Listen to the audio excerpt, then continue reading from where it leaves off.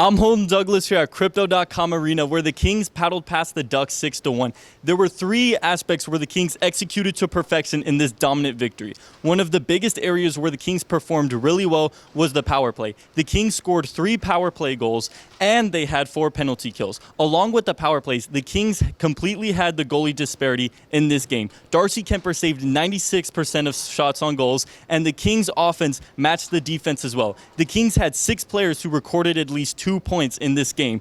The Kings had many players you could say were stars in this game, but the 2 biggest ones were Mikey Anderson and Kevin Fiala. Mikey Anderson delivered 2 assists, and Kevin Fiala delivered 2 goals. We got to hear what both players and Coach Hiller had to say about the performance.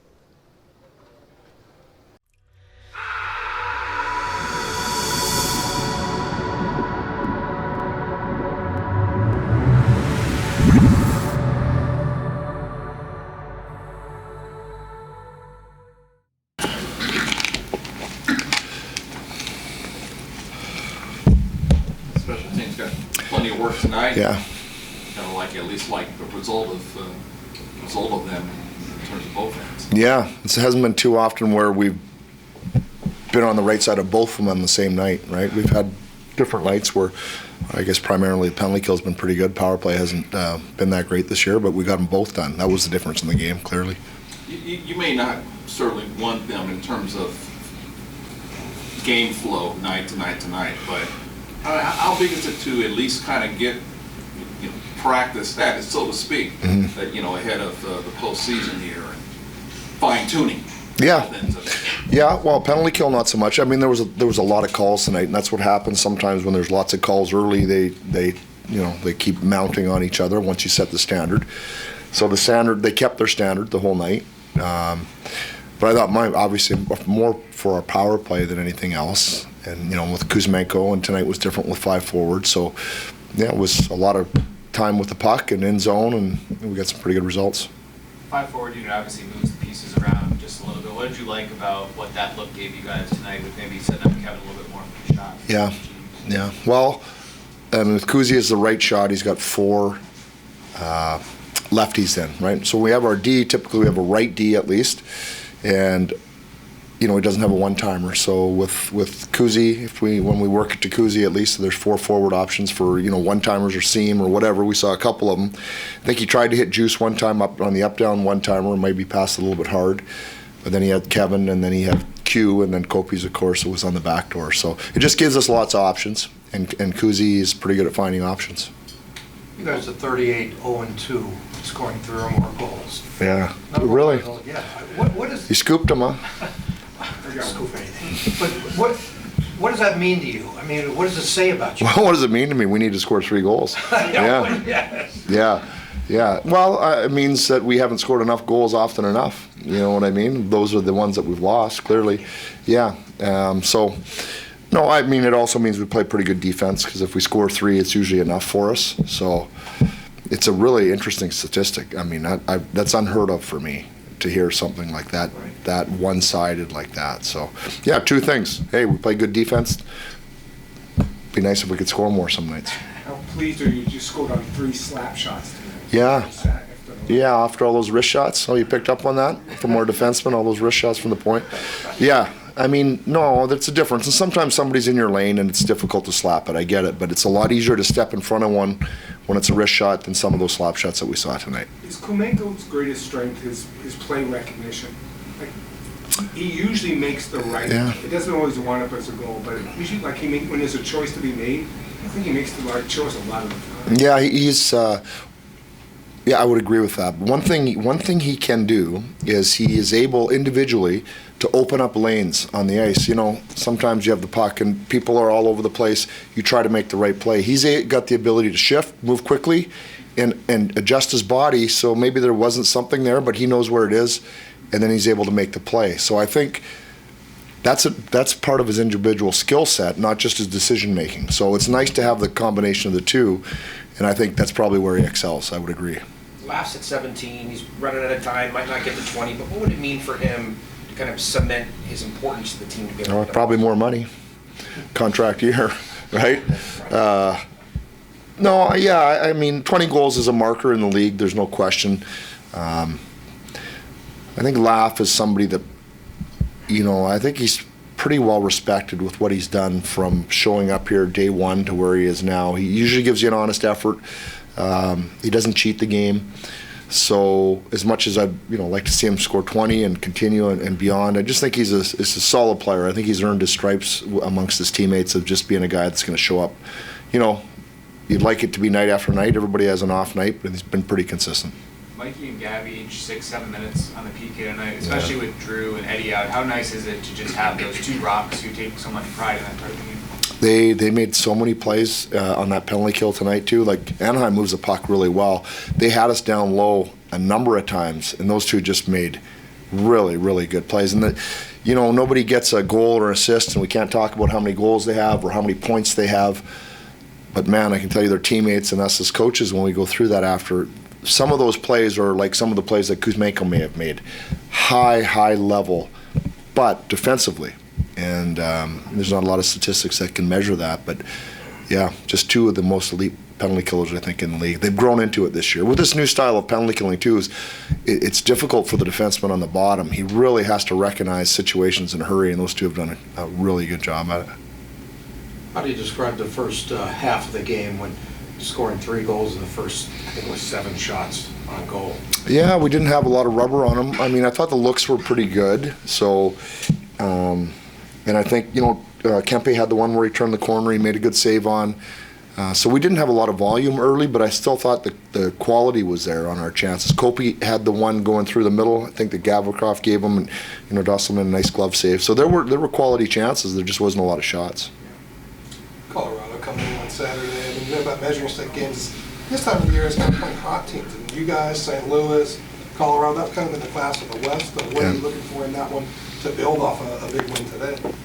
Yeah, well, they're really fast, and we've had a tough time with them, and they're building dangerous power play. They've got Makar, of course, one of the elite defensemen in the league. McKinnon, naturally. It goes on and on. They've got a lot of offensive firepower, so it'll challenge us defensively. And then we got to find a way to get 3, right? 3. It'll challenge us defensively, and we got to find a way to get 3. Do you have the goaltending rotation set already for the rest of the year, or it's coming up game by game, Yeah. day by day? Game by game, day by day, how people are feeling, or how Kemps is feeling, I guess, more than anything. How much work he's getting. It was good the second half of the game. We didn't get too much work tonight, so that always helps. But yeah, we'll figure that out as we go. Doris is closing in on the expansion era record for 2 goals or fewer string of starts. Can you just speak to his consistency this season, I guess, especially during these high stakes games here? Yeah, well, he to start the season, I think he had the 2 stretches where he had injuries, right? And it was. I thought he was solid beginning of the season. Had the injuries, came back, that sort of thing. I think once he came back from the second injury and got into, I can't go back. That was maybe November. Or was it early December when he had the second one? Yeah. Since then, I mean, maybe he's had a bad game. I don't remember. He's just been every night. So that's pretty consistent. Yeah. When you start talking about probably 45 games, yeah, been really good. Do you know that since you've been named coach, coach has more home wins than you? I did not know that. I know we got a pretty good record, but I did not know that. Yeah. So what are you saying? We need some more road wins? Somebody's going to say that. You know what I mean? There's always 2 ways to look at it, right? And usually you guys find a way to look at it. Okay? You got it. Thank you.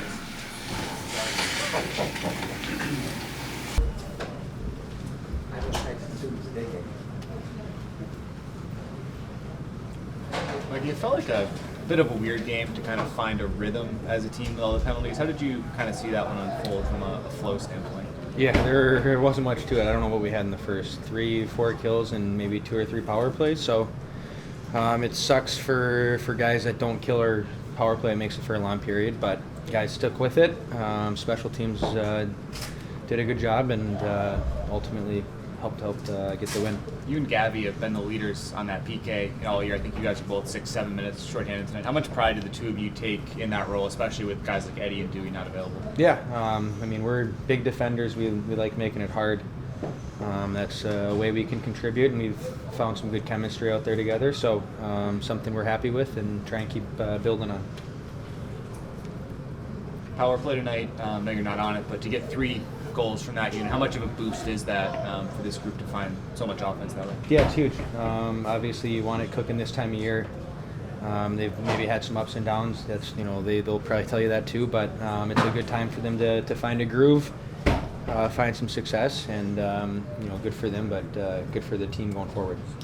Disappointing loss against Seattle. How important was it to bounce back and reestablish that 4-point lead? Yeah, obviously didn't go the way we wanted, but again, it's this time of year. You play a lot of games, so it's important games. Kind of no matter who you're playing, whether teams are still in the hunt or just kind of last couple. But it was a good response. Obviously, points we needed, and keep pushing on, trying to get home ice.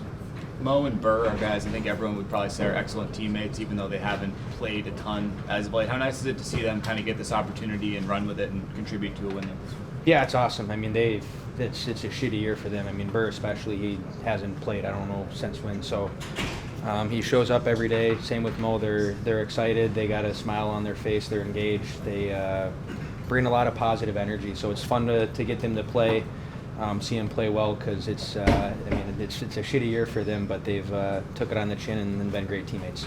If you clinch before, you could clinch as soon as Saturday. If you do, and when you do, would you want a game off? I don't think anyone will, want a game off. I think it's important to keep playing. Who knows how it goes? Obviously, we want to just keep building our game as a group. So when game 1 comes around, you're feeling good about yourself, and team's in a place where we feel good starting the postseason. Thanks, Mike. Yep.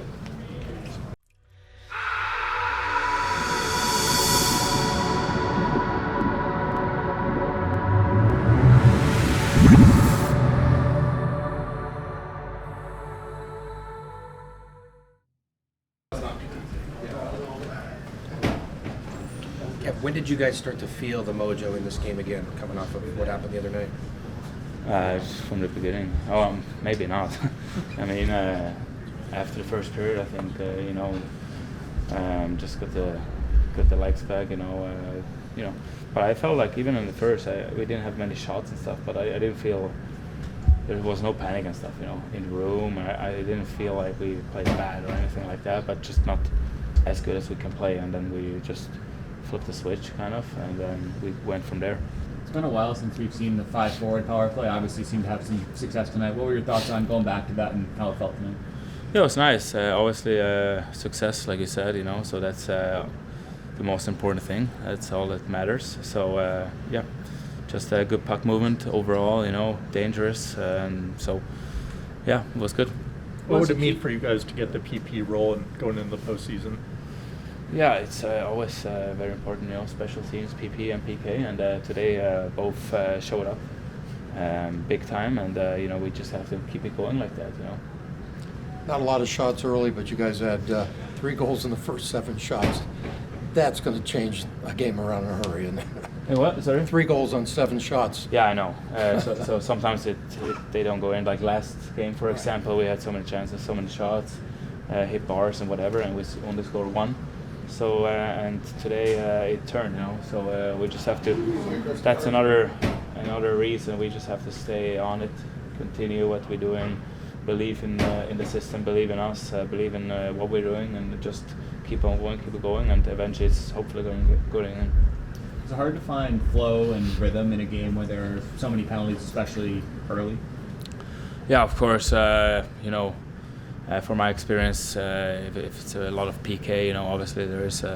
So for some players today, there was for sure hard, to stay warm, the rhythm, whatever. So it's always a challenge, but we always take the challenge in a positive way. We know our time comes when it comes, so we always have to stay on top of it, stay warm, stay sharp, and.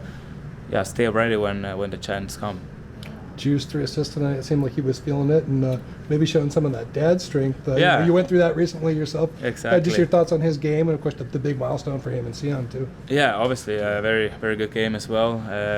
Just a strong strong game from him. That's strong. Some energy from there for sure. Nice to see him. Feeling good. So he will keep going for sure, and just take next game. Kev, earlier in the season when there were more practices, Jim would talk about he wanted to teach something in a practice and then see it in the very next game. Yeah. Hasn't been a lot of practice, but there was practice this week. Yeah. What was the message? What did he want to see specifically in tonight's game? Overall, just getting better at everything. Just get back at the ozone structure kind of. We practiced on it yesterday, especially, and I think we did a great job today. And obviously, you always want to try to get better at something if you have time to practice. Thanks, All right, thanks, guys. Thanks. As we heard from the players and the coach, the power play was really important in this game, and that will be completely vital against the Avalanche on Saturday. The Colorado Avalanche are one of the best teams and the most explosive offenses in the NHL. The Kings must bring their power plays if they want to keep up with this potent offense. Reporting from Crypto.com Arena, I'm Holden Douglas with Infanity TV.